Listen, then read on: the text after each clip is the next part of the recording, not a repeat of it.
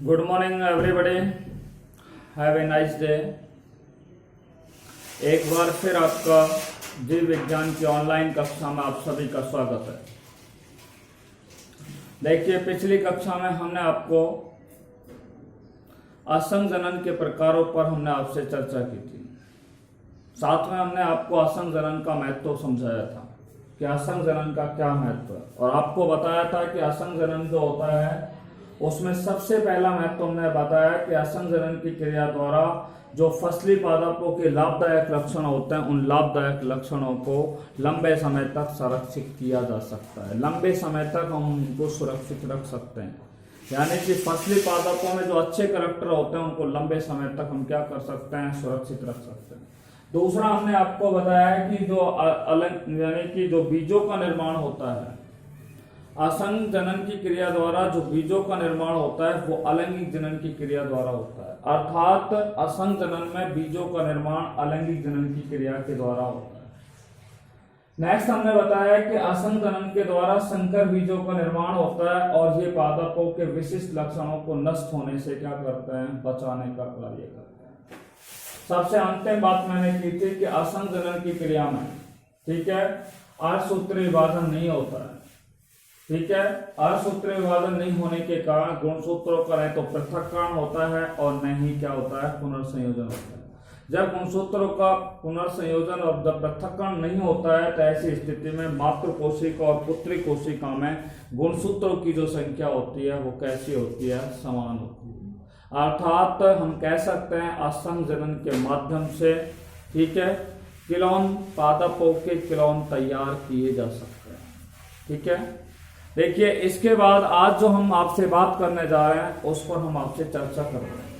आपको मैंने बताया कि असंग जनन की विशिष्ट विधियों के बारे में हमने आपसे आपको पढ़ाया था। जनन की विशिष्ट विधियां मैंने आपको बताई 4 प्रकार की होती है। जनन की कितनी विधियां होती हैं, मुख्यतः 4 प्रकार की होती है, जिनमें सबसे पहली विधि पर हम आपसे बातचीत कर चुके हैं।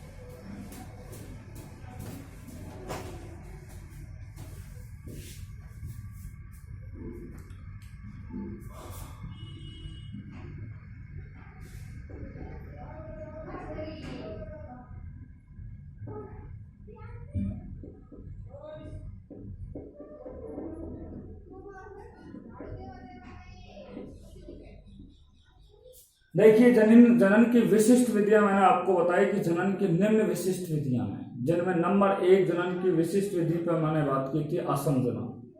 दूसरा, आज हम बात करेंगे असंग जनन पर। हम पूर्ण रूप से चर्चा कर चुके हैं असंग जनन क्या है, ठीक है, असंग जनन कितने प्रकार के होता है, ठीक है, और हम आपसे बात कर चुके हैं कि असंग जनन का क्या महत्व है। आज जो हम बात करेंगे वो अनिश्चित बीजता पर करेंगे, यानी कि जनन की 4 विशिष्ट विधियां निम्न हैं। जनन की 4 विशिष्ट विधियां कौन सी हैं? नंबर 1 असंग जनन, जिस पर हम आपसे बात कर चुके हैं। दूसरी विधि है अनिषेक बीजता, अनिषेक बीजता। तीसरी जो विधि है उसका नाम हमने आपको बताया था, जिसे हम बोलते हैं सूक्ष्म प्रवर्धन, माइक्रो प्रोपेगेशन, सूक्ष्म प्रवर्धन। और सबसे अंतिम जो विधि है उसका नाम है बहुभ्रूणता, बहुभ्रूणता। Is it right? पॉलीएम्ब्रोनी के नाम से उसे जाना जाता है। तो ये जनन की मुख्यतः 4 प्रमुख क्या होती हैं, विधियां होती हैं, असंग जनन, अनिषेक बीजता, सूक्ष्म प्रवर्धन और बहुभ्रूणता। देखिए, हम असंग जनन पर आपसे चर्चा कर चुके हैं। आज हमारा जो मुख्य टॉपिक रहेगा वो अनिषेक बीजता और सूक्ष्म प्रवर्धन पर हम क्या करेंगे, बात करेंगे। अनिषेक बीजता और सूक्ष्म प्रवर्धन पर आपसे चर्चा करेंगे, एवं सूक्ष्म प्रवर्धन। ये जनन की 2 महत्वपूर्ण क्या है, ये दोनों क्या है, बहुत ही इंपॉर्टेंट विधियां हैं एग्जाम की दृष्टि से। ठीक है, agamospermy and micro propagation. Today we are going to discuss about agamospermy and micro propagation. ठीक है। सबसे पहले हम बात करने जा रहे हैं अनिश्चित बीजता पर कि अनिश्चित बीजता क्या है। अनिश्चित बीजता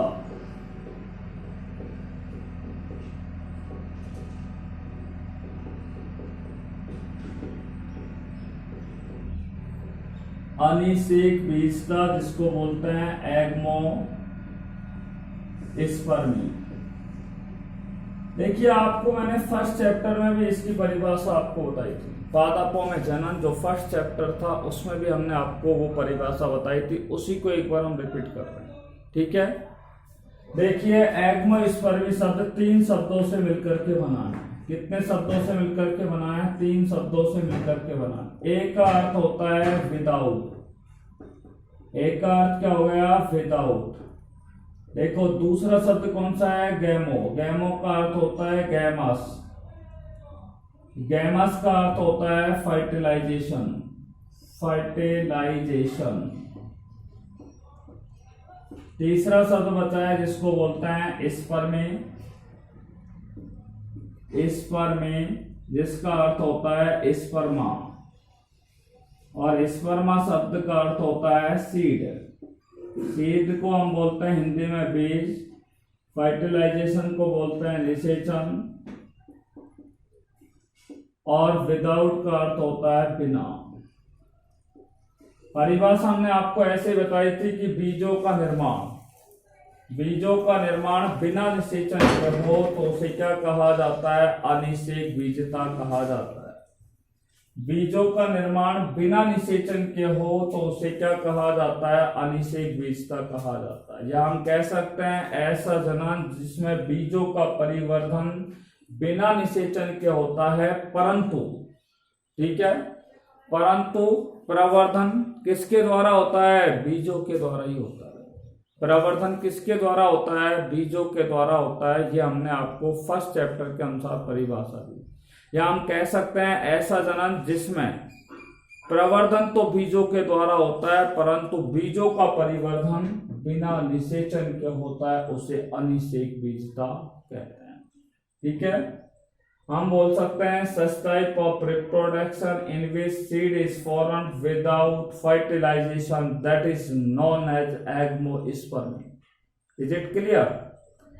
देखिए अब हम आपको इसकी दूसरी परिभाषा हम थोड़ी सी बता रहे हैं, एक specific definition just we are going to. ठीक है, देखिए हम आपको इसकी एक विशिष्ट परिभाषा देने के लिए जा रहे हैं। अर्थात अनिषेक बीजता में जो बीजों का निर्माण होता है, अनिषेक बीजता में जो बीजों का क्या होता है? निर्माण होता है। ठीक है, बीजों का निर्माण किससे होता है? तो बीजों का निर्माण क्या होता है? बीजांड होता है।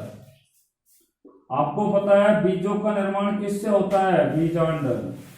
और बीजांड की कौन सी कोशिकाओं से होता है? द्विगुणित सामान्य कोशिकाओं से होता है। द्विगुणित सामान्य कोशिकाओं से हो सकता है, या फिर हम ऐसे बोल सकते हैं कि भ्रूण कोश की असामान्य कोशिका, भ्रूण कोश की द्विगुणित असामान्य कोशिकाओं से, भ्रूण कोश की असामान्य द्विगुणित जो कोशिकाएं होती हैं उनमें बिना निषेचन के क्या होता है? बिना निषेचन के होता है, उसे क्या कहते हैं? अनिषेक बीजता कहते हैं। अर्थात इस प्रकार के जनन में, ध्यान से सुनना इसकी परिभाषा, इस प्रकार के जनन में बीजों का निर्माण, इस प्रकार के जनन में बीजों का निर्माण बीजांड की द्विगुणित सामान्य कोशिकाओं के द्वारा, बीजांड की द्विगुणित सामान्य कोशिकाओं के द्वारा, या फिर भ्रूण कोश की द्विगुणित असामान्य कोशिकाओं के द्वारा, भ्रूण कोश की द्विगुणित असामान्य कोशिकाओं के द्वारा बिना निषेचन के होता है। ठीक है, उसे क्या कहते हैं? अनिषेक बीजता कहते हैं। एक बार फिर परिभाषा दे रहे हैं, इस प्रकार के जनन में बीजों का निर्माण बीजांड की द्विगुणित सामान्य कोशिका या भ्रूण कोश की द्विगुणित असमान कोशिकाओं में बिना निषेचन के होता है उसे अनिषेक बीजता कहते हैं।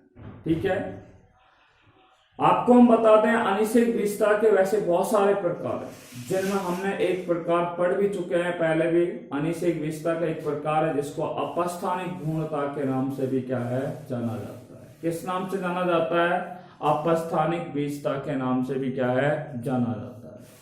आपको बता दूं अनिषेक बीजता से जो प्राप्त होने वाले बीज होते हैं, अनिषेक बीजता से प्राप्त होने वाले जो बीज होते हैं वो कैसे होते हैं? द्विगुणित होते हैं। अनिषेक बीजता से जो हमें जितने भी बीज प्राप्त होंगे वो कैसे होंगे? द्विगुणित होंगे। ठीक है, तो अनिषेक बीजता से प्राप्त होने वाले बीज कैसे होते हैं? द्विगुणित होते हैं। बात क्लियर हो गई? देखिए अब हम आपसे बात करने जा रहे हैं अनिषेक बीजता के बाद सूक्ष्म प्रवर्धन पर आपसे बात करने जा रहे हैं। Have you any problem about agamospermy? मैंने बता दिया ऐसा जनन जिसमें प्रवर्धन तो बीजों के द्वारा होता है, परंतु बीजों का परिवर्धन बिना निषेचन या बिना युग्मक संलयन व अर्धसूत्री विभाजन के द्वारा हो तो उसे क्या कहते हैं? अनिषेक बीजता कहते हैं। या इसकी दूसरी परिभाषा निकाल के बताइए कि इस प्रकार के जनन में बीजों का निर्माण बीजांड की द्विगुणित सामान्य कोशिका या भ्रूण कोश की द्विगुणित असामान्य कोशिकाओं में बिना निषेचन के होता है उसे अनिषेक बीजता कहते हैं। और इस प्रकार से प्राप्त जो बीज होते हैं वो कैसे होते हैं? द्विगुणित होते हैं। मैंने आपको बताया कि अनिषेक बीजता के वैसे बहुत सारे प्रकार होते हैं, परंतु उनमें से एक विशिष्ट प्रकार है जिस पर हम आपको यहाँ पर उसके ऊपर चर्चा भी कर चुके हैं, जिसका नाम है अपस्थानिक भ्रूणता। एडवेंटिव एम्ब्रोनी के बारे में हम आपसे चर्चा कर चुके हैं। Is it clear? देखिए अब हम दूसरा टॉपिक है जिस पर हम आपसे बात करने जा रहे हैं। अनिषेक बीजता के बाद आता है सूक्ष्म प्रवर्धन। कौन सा? सूक्ष्म प्रवर्धन, जिसको बोलते हैं माइक्रो प्रोपेगेशन। देखिए हम आपको इसे दो प्रकार से पढ़ाएंगे, ध्यान से सुनना। Micro propagation, micro propagation.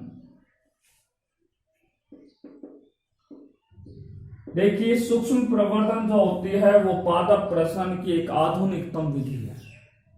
ठीक है, micro propagation is the modern method और modern technique of plant breeding. पादप प्रजनन की एक आधुनिक विधि या आधुनिक तकनीक होती है और इस विधि के द्वारा हम आपको बता दें वन्य पादप, ठीक है, वन्य पादपों का हम इस विधि के द्वारा निर्माण कर सकते हैं। औषधीय पादपों का निर्माण हम इस सूक्ष्म प्रवर्धन की विधि के द्वारा कर सकते हैं, या व्यावसायिक महत्व के जितने भी पादप होते हैं उनका आसानी से उनका निर्माण किया जा सकता है, उनका प्रवर्धन किया जा सकता है। वोकेशनल जो प्लांट होते हैं, ठीक है, व्यावसायिक महत्व के जो पादप होते हैं उनका निर्माण जो किया जाता है वो सूक्ष्म प्रवर्धन के द्वारा किया जा सकता है। अर्थात हम कह सकते हैं कि इस सूक्ष्म प्रवर्धन की जो आधुनिकतम विधि है, इस विधि के माध्यम से हम वन्य पादप, औषधीय पादप, ठीक है, तथा व्यावसायिक महत्व के पादपों का क्या कर सकते हैं, उनका प्रवर्धन कर सकते हैं, उनका निर्माण कर सकते हैं। ठीक है, देखिए हम आपको बता दें कि सूक्ष्म प्रवर्धन के हम आपको सबसे पहले महत्व बताने जा रहे हैं। परिभाषा हम इसकी बाद में निकालेंगे। We can find out the definition of micro propagation, ठीक है, after teaching the significance of micro propagation. ठीक है, सूक्ष्म प्रवर्धन के महत्व के बाद हम इसकी परिभाषा आपको फाइंड आउट करेंगे, निकालेंगे। ठीक है, सबसे पहले आपको ये याद रखना है कि सूक्ष्म प्रवर्धन का क्या महत्व है। What is the significance of micro propagation? Is it right? First हम आपको सूक्ष्म प्रवर्धन पे आपको बता रहे हैं, क्योंकि आपको थोड़ा सा पता लगेगा कि इस सूक्ष्म प्रवर्धन एक नाम थोड़ा सा अटपटा है, क्योंकि इसकी तकनीक हम बाद में बताएंगे। फिलहाल आपको एक बार इसका एक कॉन्सेप्ट दिमाग में आ जाएगा। इस सूक्ष्म प्रवर्धन इन कामों के अंदर यूज में लिया जाता है, इसलिए क्या है, पादप प्रजनन के लिए एक उपयोगी क्या है, जनन की विधि है। ठीक है, तो आपको हम बता दें, ध्यान से सुनना।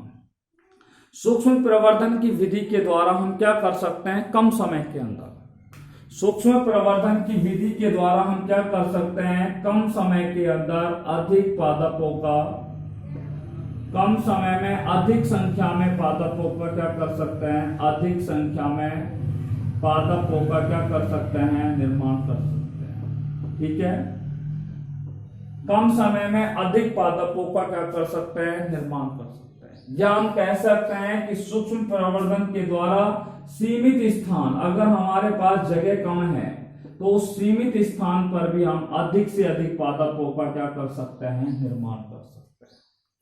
तो सूक्ष्म प्रवर्धन का महत्व देखिए, बहुत ही कम समय में बहुत सारे पादपों का हम निर्माण कर सकते हैं।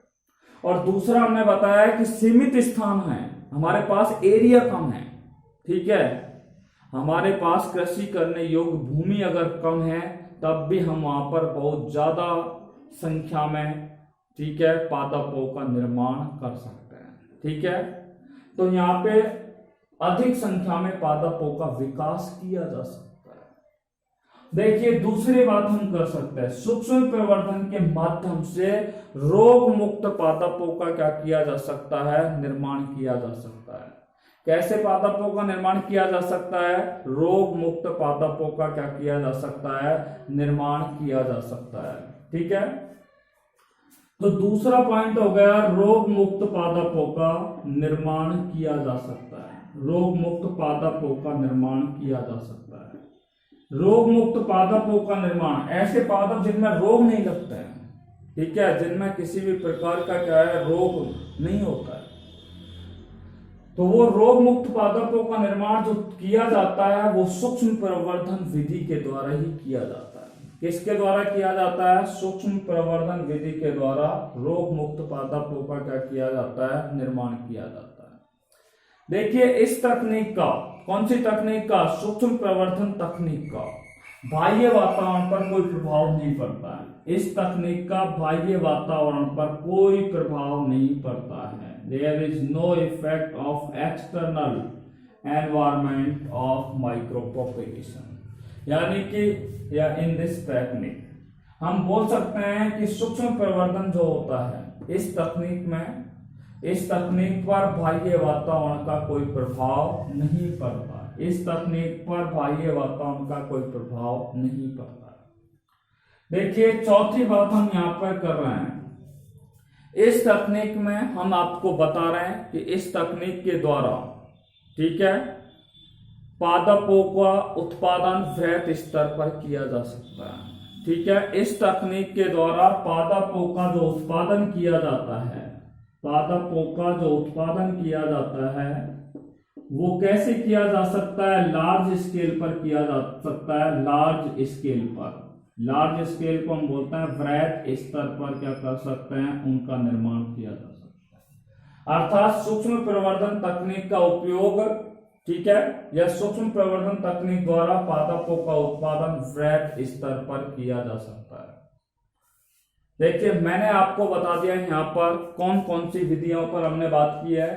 देखिए सूक्ष्म प्रवर्धन का पहला महत्व है कि कम समय में और सीमित स्थानों पर अधिक संख्या में पादपों का निर्माण किया जा सकता है, पहला पॉइंट। ठीक है, इस तकनीक के द्वारा कम समय में और सीमित स्थानों पर, ठीक है, अधिक संख्या में पादपों का निर्माण किया जा सकता है। नंबर सेकंड, इस तकनीक के द्वारा रोग मुक्त पादपों का निर्माण किया जा सकता है। नंबर थर्ड बिंदु है कि इस तकनीक पर बाह्य वातावरण का कोई प्रभाव नहीं पड़ता है। ठीक है, और चौथा बिंदु आपको मैंने बता दिया है, चौथा महत्व जो मैंने बताया कि इस तकनीक के द्वारा पादपों का उत्पादन वृहत स्तर पर किया जा सकता है। किस पर किया जा सकता है, वृहत स्तर पर पादपों का निर्माण किया जा सकता है। ठीक है, तो ये हो गया हमारा सूक्ष्म प्रवर्धन का महत्व। ठीक है, I think all of you understand about the significance of micro propagation. Is it clear?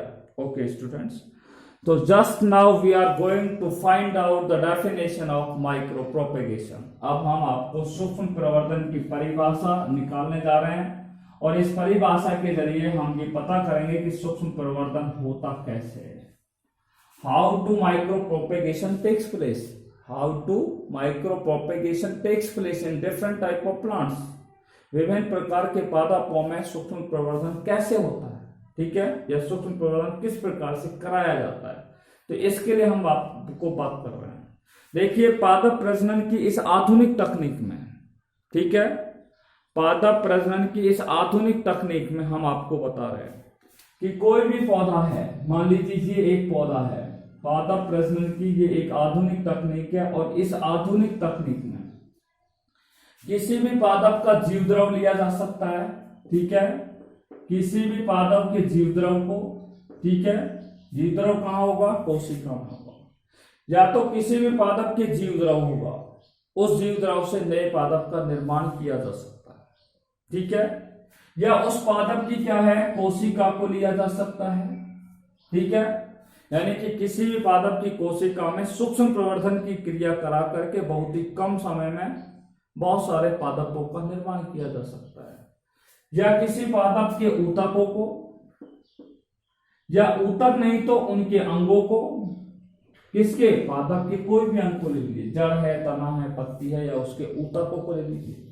ठीक है, या उनके संपूर्ण तंत्र को, या उसके संपूर्ण तंत्र को, संपूर्ण तंत्र को, ठीक है। तो हमने आपको बताया कि पादप प्रजनन की इस आधुनिक तकनीक में सबसे पहले किसी पादप का जीवद्रव, कोशिका, ऊतक, अंग और संपूर्ण तंत्र को क्या किया जा सकता है, उस मात्र पादप से क्या किया जाता है, अलग कर लिया जाता है। मात्र पादप से क्या कर लिया जाता है, अलग कर लिया जाता है, या मात्र पादप से क्या कर लिया जाता है, पृथक कर लिया जाता है। अर्थात इस जो भी पादप है ये एक अच्छी गुणवत्ता वाला पादप है और इस अच्छी गुणवत्ता वाले पादप से हम नए पादपों का निर्माण करना चाह रहे हैं, तो इस पादप के, ठीक है, जीवद्रव, कोशिका, ऊतक, अंग या संपूर्ण तंत्र को क्या करेंगे, मात्र पादप से क्या कर लिया जाता है, पृथक कर लिया जाता है। जब इसे मात्र पादप से, मान लीजिए हमने इस पादप से एक कोशिका यहां से क्या कर लिया, पृथक कर लिया, इससे क्या कर लिया हमने, एक कोशिका इस तरीके से यहां पर क्या कर लिया, पृथक कर लिया, ठीक है, या हमने यहां पर क्या है कि कुछ ऊतक, यहां पर आप देखिए यहां पर कुछ ऊतक क्या है, यहां पर ऊतकों को क्या कर लिया है, पृथक कर लिया है, ठीक है, या किसी पौधे के अंग को, जड़, तना, पत्ती, कोई भी पार्ट को हमने क्या कर लिया है, इस पौधे से अलग कर लिया है। अलग करने के पश्चात, ठीक है, ये जो भी है, ठीक है, कोशिका है, ऊतक है, अंग है, संपूर्ण तंत्र है या जीवद्रव है, उसको हमने मात्र पादप से क्या कर लिया, पृथक कर लिया। और पृथक करने के पश्चात इस कोशिका, ऊतक, अंग और संपूर्ण तंत्र को रासायनिक रूप से हमें उचित जो संवर्धन माध्यम होगा, उस संवर्धन माध्यम में इनको क्या है, रखा जाएगा। कौन से माध्यम में रखा जाएगा, संवर्धन माध्यम में रखा जाएगा। संवर्धन माध्यम वह माध्यम होता है जिस पर किसी पादप का जो भी भाग होता है उसको क्या किया जाता है, एक प्रकार से पोषण प्रदान किया जाता है, ठीक है। तो यहां पर क्या है, मात्र पादप को पृथक करने के पश्चात उसे रासायनिक रूप से ज्ञात जो उचित क्या होता है, संवर्धन माध्यम होता है, उस माध्यम में क्या है, रखा जाता है। अब संवर्धन माध्यम में रखा जाता है, परंतु वहां पे 2-3 बातें याद रखनी है कि यहाँ पे जो परिस्थितियां होनी चाहिए वो नियंत्रित होनी चाहिए। परिस्थितियां कैसी होनी चाहिए, नियंत्रित होनी चाहिए। नियंत्रित परिस्थिति का मतलब है कि सूक्ष्म प्रवर्धन की संपूर्ण क्रिया जो होगी वो एक प्रयोगशाला के अंदर होगी। इसलिए हम यहाँ पे कौन सी अवस्था बोल रहे हैं, नियंत्रित अवस्था, क्योंकि वहां पर उस लैब का, उस प्रयोगशाला का तापक्रम कैसा होना चाहिए, निश्चित होना चाहिए कि उस पादप के विकास के लिए उतना तापक्रम उस लैब के अंदर रखा जाएगा, ठीक है।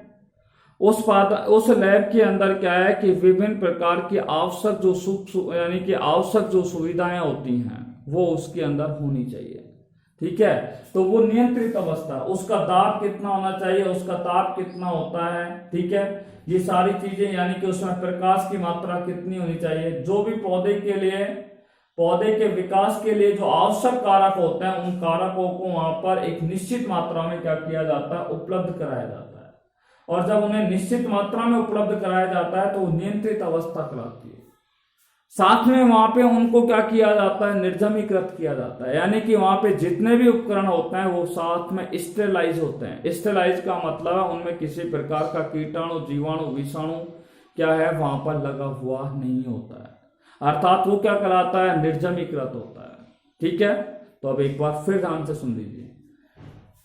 देखिए, सर्वप्रथम किसी पादप के जीवद्रव, कोशिका, ऊतक, अंग और संपूर्ण तंत्र को मात्र पादप से क्या किया जाता है, पृथक किया जाता है। पृथक करने के पश्चात, ठीक है, पृथक करने के पश्चात क्या किया जाता है, उस जीवद्रव, कोशिका, ऊतक, अंग और संपूर्ण तंत्र को, ठीक है, रासायनिक रूप से ज्ञात उचित संवर्धन माध्यम पर उसे निर्जमीकृत एवं नियंत्रित रूप में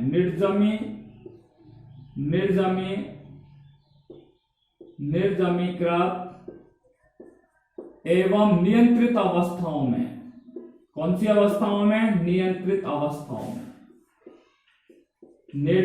निर्जमीकृत एवं नियंत्रित अवस्थाओं में क्या किया जाता है, उसे संवर्धित किया जाता है। संवर्धन का मतलब उसको पालन किया जाता है, उसका क्या किया जाता है, उससे नए पादप का निर्माण किया जाता है, तो उसे क्या किया जाता है, संवर्धित किया जाता है। बात समझ में? एक बार फिर मैं बोल रहा हूं कि इस पादप के अंदर ये सारे कोई भी पार्ट होगा उसको मात्र पादप से अलग करेंगे। अलग करने के पश्चात इसे क्या करेंगे, एक संवर्धन माध्यम में, ठीक है, एक यानी कि एक उचित रासायनिक पदार्थ का संवर्धन माध्यम होगा, उसे निर्जमीकृत एवं नियंत्रित अवस्था में क्या किया जाएगा, उसे क्या किया जाएगा, संवर्धित किया जाएगा।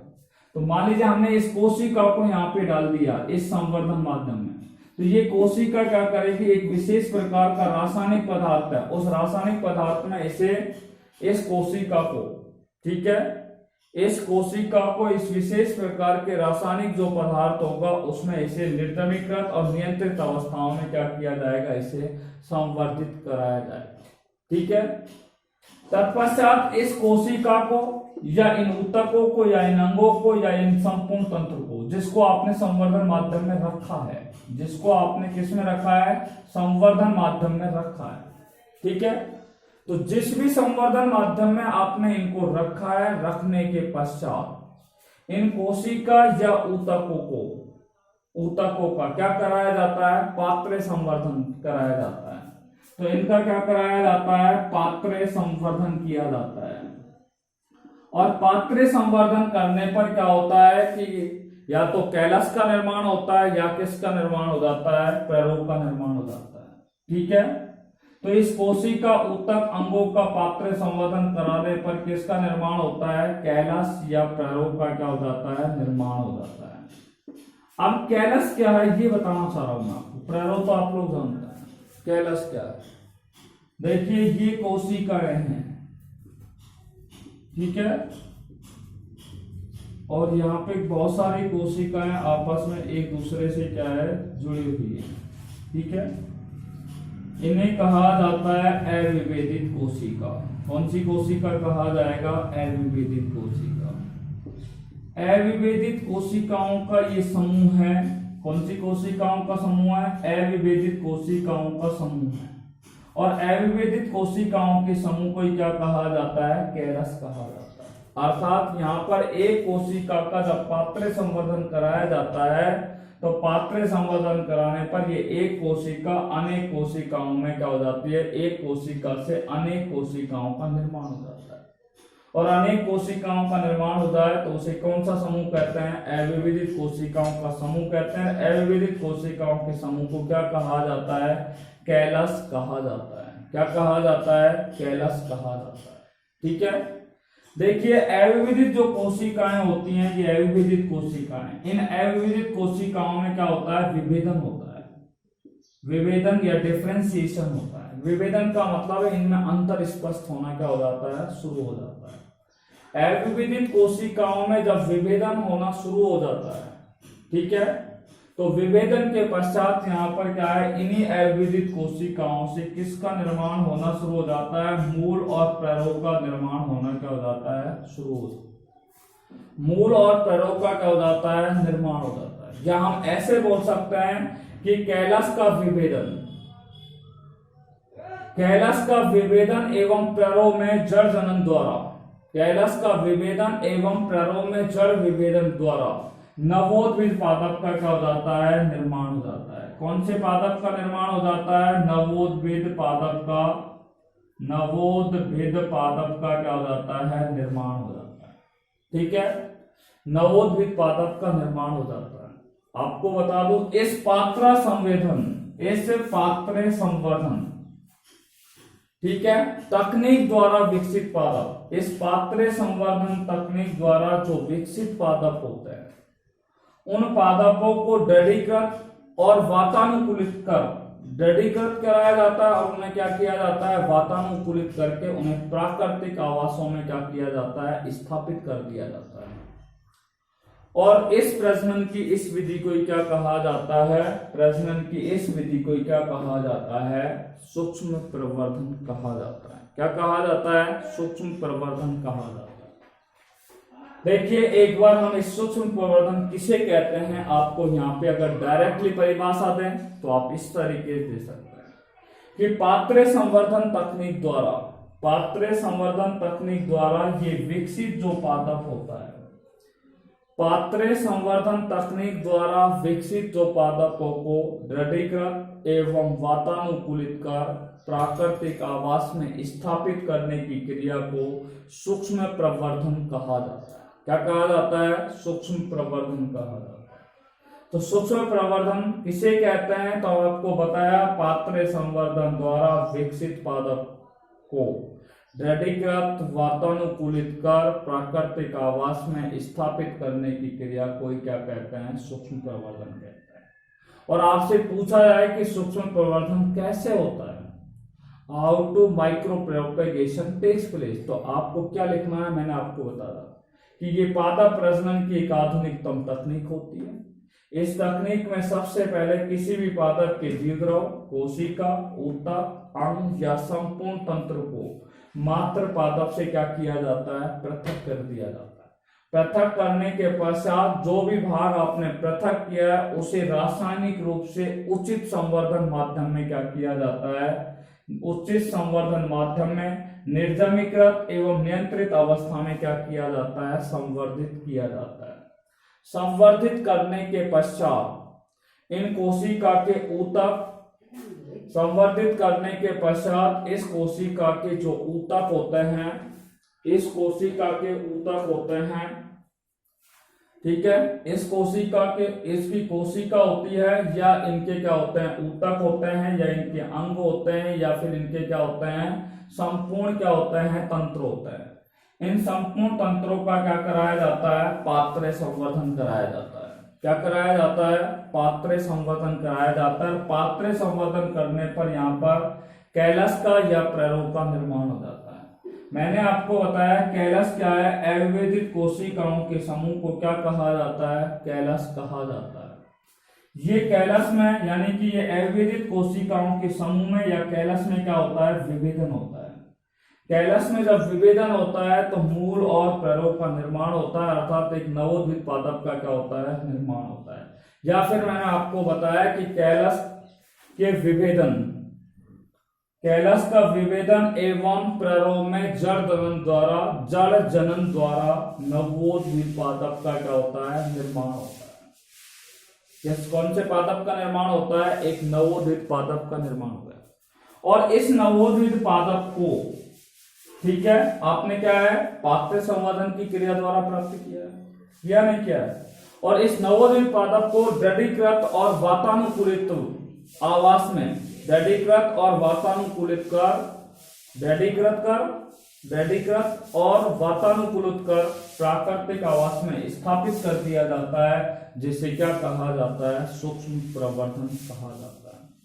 इस सूक्ष्म प्रवर्धन की क्रिया के द्वारा आर्किड के पौधों का निर्माण किया जा सकता है या आपको गुलदाउदी, ठीक है, सूक्ष्म प्रवर्धन की क्रिया के द्वारा आर्किड के पौधों का निर्माण किया जा सकता है या गुलदाउदी के पौधों का क्या किया जा सकता है, निर्माण किया जा सकता है। या फिर आपको बता दूं ग्लेडियोलस ग्लेडियोलस नाम का एक पौधा होता है, उसका क्या किया जाता है, सूक्ष्म प्रवर्धन की क्रिया द्वारा इनका निर्माण किया जा सकता है। आपसे सूक्ष्म प्रवर्धन के एग्जाम्पल पूछे तो आप बता देना, आर्किड है, गुलदाउदी है और ग्लेडियोलस। ये 3 पादपों का क्या किया जा सकता है, निर्माण किया जा सकता है। ठीक है, इसी के साथ सूक्ष्म प्रवर्धन कंप्लीट हुआ। ठीक है, अब मैं इसको एक थोड़ी सी समरी टाइप आपको बताना चाह रहा हूं कि सबसे पहले कोई भी पौधा है, उस पौधे के कोई भी भाग, जीवद्रव है, कोशिका है, ऊतक है, अंग है या संपूर्ण तंत्र है, उसको मात्र पादप से अलग करेंगे। अलग करने के पश्चात, ठीक है, इनको क्या है, उचित रासायनिक माध्यम में क्या है, संवर्धित किया जाता है। कौन सी परिस्थितियों में, निर्जमीकृत और नियंत्रित अवस्था में इनको क्या किया जाता है, संवर्धित किया जाता है। नियंत्रित अवस्था मैंने बोल दिया कि प्रयोगशाला में किया जाता है, और निर्जमीकृत का मतलब जितने भी यहाँ पर प्रयोगशाला में उपकरण काम में आएंगे वो पूर्ण रूप से क्या होंगे, जीवाणु रहित होंगे, वायरस रहित होंगे। ठीक है, वो परिस्थिति कौन सी कहलाएगी, निर्जमीकृत एवं नियंत्रित अवस्था कहलाएगी। तत्पश्चात इस जो भी कोशिका, ऊतक या जो भी आपने लिया है, ठीक है, संवर्धन माध्यम के अंदर, उसको पात्र संवर्धन कराया जाता है। पात्र संवर्धन कराने पर कैलस या प्ररूप का निर्माण होता है, अर्थात कैलस का मतलब अविदित कोशिकाओं का निर्माण होता है। इन अविदित कोशिकाओं के विभेदन होता है, अविदित कोशिकाओं में विभेदन होता है, जिससे मूल और प्ररूप का निर्माण होता है, अर्थात एक नवोदित पादप का क्या हो जाता है, निर्माण हो जाता है। और इस पात्र संवर्धन तकनीक द्वारा जो विकसित पादपों को वातानुकूलित कर, ठीक है, प्राकृतिक आवास में क्या कर दिया जाता है, स्थापित कर दिया जाता है, जिसे सूक्ष्म प्रवर्धन कहा जाता है। ठीक है, I think all of you understand about micro propagation. Is it clear? देखिए, अब हम आपसे बात कर रहे हैं नेक्स्ट टॉपिक के, और वो है हमारा, आपको हमने बताया कि जनन की विशिष्ट विधियों पर आपसे हम बात कर रहे थे। कौन सी विधियों पर? जनन की विशिष्ट विधियों पर आपसे चर्चा कर रहे थे।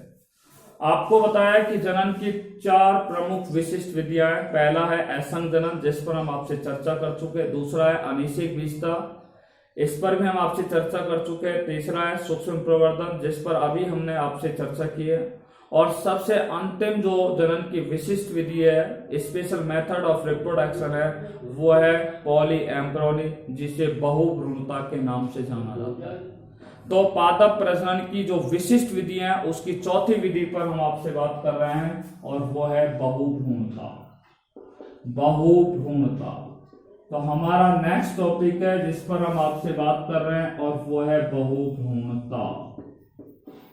बहुभ्रूणता को इंग्लिश में बोलते हैं पॉलीएम्ब्रियोनी। पॉलीएम्ब्रियोनी के नाम से इसे जाना जाता है। देखिए, पहला मैं बात कर रहा हूं बहुभ्रूणता को समझाने के लिए। पॉली का अर्थ होता है मैनी, पॉली का अर्थ होता है मैनी, ठीक है, और एम्ब्रियोनी का अर्थ होता है एम्ब्रियो। एम्ब्रियो का अर्थ क्या होता है, ठीक है, एम्ब्रियो, अर्थात जनन की वह विधि जिसमें बहुत सारे, ठीक है, जिसमें बहुत सारे भ्रूणों का क्या होता है, निर्माण होता है। ठीक है, किसका निर्माण होता है, बहुत सारे बीज यानी कि भ्रूणों का क्या होता है। मैनी का अर्थ होता है बहु, और एम्ब्रियो का अर्थ होता है भ्रूण, ठीक है, जिसमें बहुत सारे भ्रूणों का क्या होता है, निर्माण होता है। या हम कह सकते हैं कि भ्रूण का निर्माण किससे हो सकता है, बीजांड से हो सकता है, बीज से हो सकता है, या फिर निषेचित अंड से हो सकता है। बीजांड, बीजांड, बीज या निषेचित अंडे से, एक बीजांड, एक निषेचित अंडा, या फिर एक बीज से अनेक भ्रूणों के निर्माण की क्रिया को क्या कहा जाता है, बहुभ्रूणता कहा जाता है। देखिए, हम आपसे बात कर रहे हैं हिंदी में। बहु का मतलब होता है अनेक, और भ्रूणता का अर्थ होता है भ्रूण, अर्थात जनन की वह प्रक्रिया जिसमें अनेक भ्रूणों का निर्माण होता है। जिसमें अनेक भ्रूणों का निर्माण हो उसे क्या कहा जाता है, बहुभ्रूणता कहते हैं। क्या कहते हैं, बहुभ्रूणता कहते हैं। देखिए हम सबसे पहले बात करते हैं कि बहुभ्रूणता का अध्ययन सबसे पहले किसने किया था। बहुभ्रूणता का अध्ययन सबसे पहले एक वैज्ञानिक थे जिनका नाम था एंटवन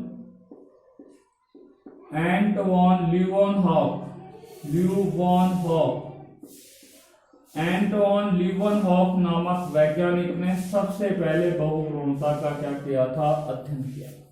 ठीक है, इन्होंने बहुभ्रूणता का जो अध्ययन किया था वो 1719 में किया था। बहुभ्रूणता का अध्ययन सबसे पहले 1719 में एंटवन लीवनहॉक नामक वैज्ञानिक ने किया था और इन्होंने संतरा के बीजों में, किसके बीजों में, संतरा के जो बीज होते हैं उन संतरा के बीजों में बहुभ्रूणता का क्या किया था, अध्ययन किया था। ठीक है, देखिए first of all in 1719 Antonie Leeuwenhoek studied about the polyembryony in the seed of orange. ठीक है, संतरा के बीजों के अंदर सबसे पहले एंटवन लीवनहॉक नामक वैज्ञानिक ने बहुभ्रूणता का क्या किया था, अध्ययन किया था। ठीक है, तो बहुभ्रूणता का अध्ययन करने वाले वैज्ञानिक का नाम था एंटवन लीवनहॉक और उन्होंने किसमें किया था, संतरा के बीजों के अंदर किया था। देखिए आपको बता दें कि बहुभ्रूणता जो होती है वो पादपों में भी पाई जाती है और किन में पाई जाती है, जंतुओं में भी पाई जाती है। We can say in another words, a polyembryony is found in animals and plants. ठीक है, यानी कि पादप और जंतु दोनों के अंदर क्या पाई जाती है, बहुभ्रूणता पाई जाती है। देखिए सामान्यतः क्या बात है आपको बता दूं, सामान्यतः जो पादप होते हैं उन पादपों में एक बीज से, सामान्यतः पादपों में एक बीज से केवल एक ही भ्रूण का क्या होता है, निर्माण होता है। सामान्यतः पादपों में एक बीज से केवल एक ही भ्रूण का क्या होता है, निर्माण होता है। परंतु कभी कभी क्या होता है कि एक बीज में अनेक भ्रूणों का क्या हो जाता है, निर्माण हो जाता है। एक बीज में किसका निर्माण हो जाता है, अनेक भ्रूणों का क्या हो जाता है, निर्माण हो जाता है। या हम कह सकते हैं एक बीज से अनेक भ्रूण क्या हो जाते हैं, विकसित हो जाते हैं। ठीक है, आपको मैं बता दूं कि अनावर्त बीजी जो पादप होता है, अनावर्त बीजी जिसको बोलते हैं जिम्नोस्पर्म प्लांट, जिम्नोस्पर्म प्लांट जो होते हैं उनमें बहुभ्रूणता का जो लक्षण होता है वो एक बहुत ही अभिलाक्षणिक होता है। यानी कि हम कह सकते हैं कि अनावर्त बीजी पादपों में बहुभ्रूणता, ठीक है, अनावर्त बीजी पादपों में जो बहुभ्रूणता होती है वह एक अभिलाक्षणिक लक्षण होता है। ठीक है, या एक सामान्य लक्षण होता है। ये एक जिम्नोस्पर्म प्लांट में एक जनरल करैक्टर होता है, यानी कि बहुभ्रूणता उनके लिए एक सामान्य लक्षण होता है। जबकि आवर्त बीजी पादपों के अंदर क्या है कि बहुभ्रूणता होती है। आवर्त बीजी पादपों में जो बहुभ्रूणता होती है, आपको बता दें यह केवल कुछ ही वंशों के पादपों में पाई जाती है।